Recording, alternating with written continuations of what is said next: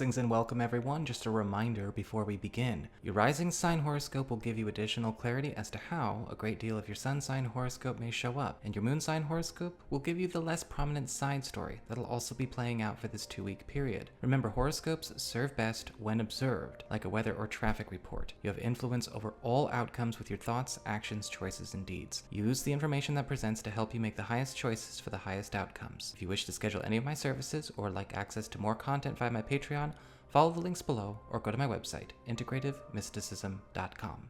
Hi there, Cancer. It's time to have a look and see what is going on when it comes to your first week of March 2021.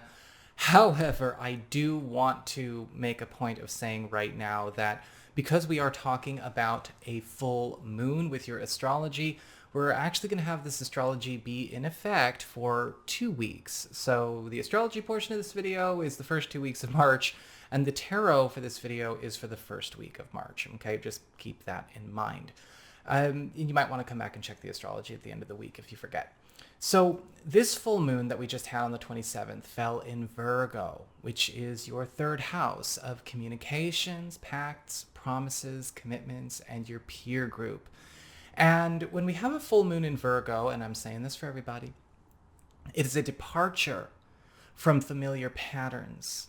It is the clearing of familiar routines and the trade out for something that is not only of higher caliber, but of a higher vibration, a higher level of evolution, something that is a higher rung, whatever we are eliminating and replacing with clear, clean, but also upgraded and updated connections, product, whatever we are dealing with that full moon in Virgo. And so there's a lot of trading out and trading up going on across the board. This falls in your third house, and so you're actually going to be finding that over the course of this next couple of weeks, you're going to get a chance to actually free yourself from anything that has been maybe tying you up or holding you down as it relates to maybe contracts, commitments, maybe even certain attachments when it comes to partnerships, especially on the professional side of things, any kind of services that you've got going on. Some of you may be also finding that this is a great time to renegotiate or close or get out of obligations that are costing you too much. If you're trying to maybe negotiate your way out of a contract or a lease, things along those lines, this is a great week, and the next week as well, to actually bring those conversations on the table. However, this is also going to be breaking up small groups and small communities around you so that the most complementary matches of people involved can also start to work better together in a more harmonious way. This may create some drama in the beginning, especially if there were some folks kind of coasting on the hard work of others, or if there were some folks kind of coasting as the dead weight, just there to absorb but not contribute. But it's a very freeing aspect across the board for you Cancerian people all around.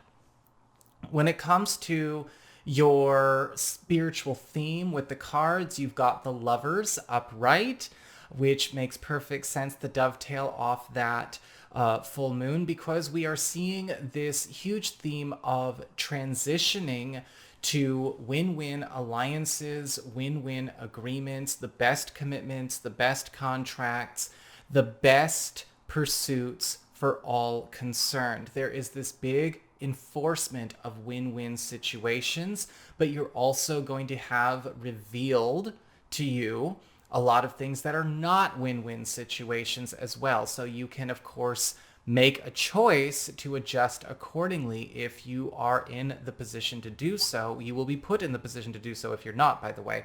Because with the Lovers card, there is this focus on making sure that everything is where it belongs with what is with its best match, with the highest outcome and the highest interest of all concerned.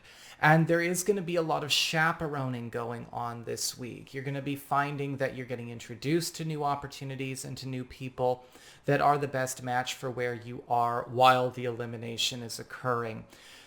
The lovers, however, will also challenge you to stop things that are no longer win-win, stop things that are no longer equivalent exchanges. And you may even be finding that it's across the board. Some of you may find that, yes, you've got to let go of certain things because you're getting drained. Other things you've got to let go of because you might be receiving too much in a non-equivalent exchange kind of way, right? There's this enforcement of fairness going on. But by the end of this 2-week period, everyone is going to be feeling that harmonious shift to what is equitable for all parties involved. And again, this is across the board, all areas of your life. As we get onto your work life, your finances, your job, professional and financial growth, as well as your living situation and practical affairs, you've got the Empress upright.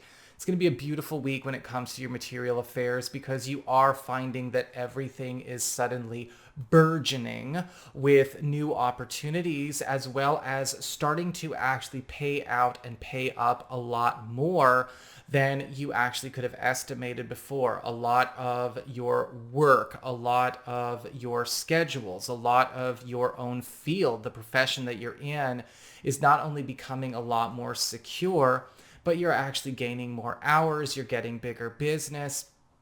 And with the Empress card upright, you're also seeing this transition into a situation where you are also making and keeping a lot more money, because the Empress is all about not only setting the higher standards, setting the higher vibration here, but also maintaining it.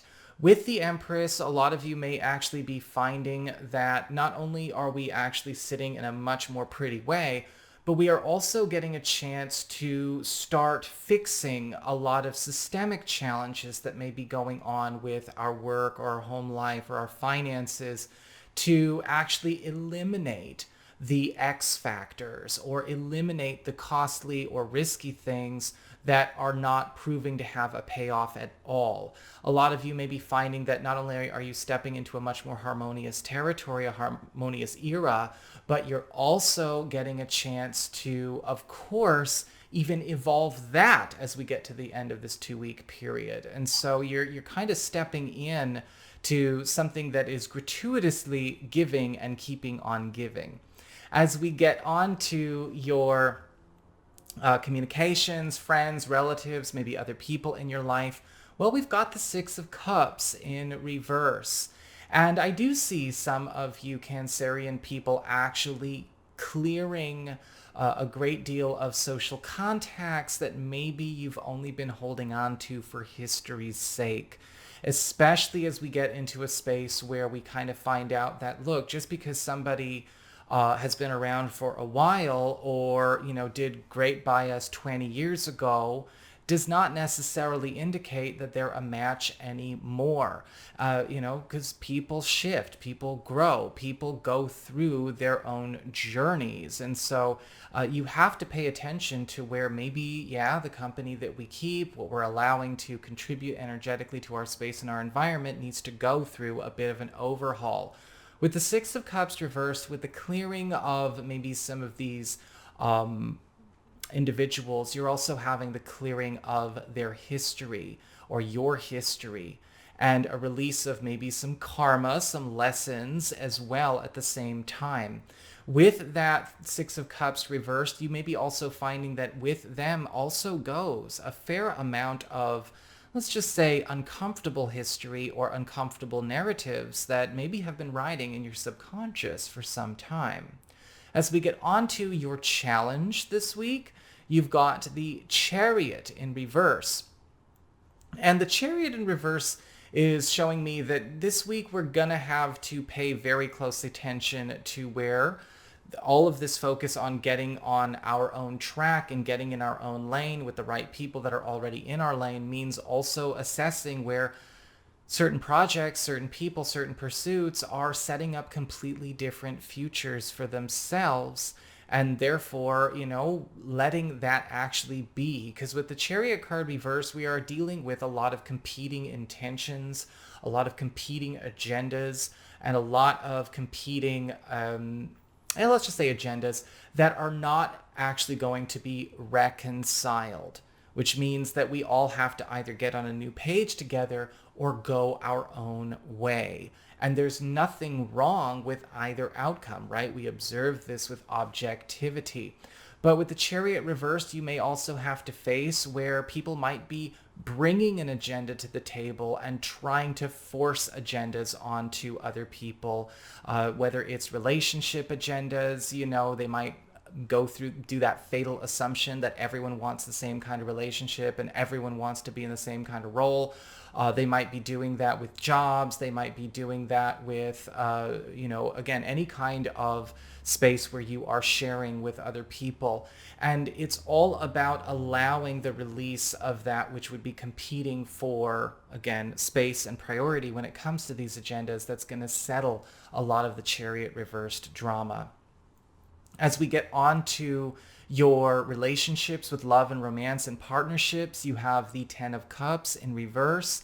And this week, it's going to be very clear that we might not necessarily know the full background or the full story of a partner that we are with, or maybe even somebody new that is coming into our lives, because there's some dirty laundry that is coming out with regards to a partner's upbringing or family or history that is not just coming out to be airing of dirty laundry. I do think that this may actually be something that has to come out that allows us to not only better understand where our partner is coming from, but also understanding what we are working with as we go into this, if we choose to go into this. I'm not seeing this this Ten of Cups reverse is like a burning red flag or anything like that.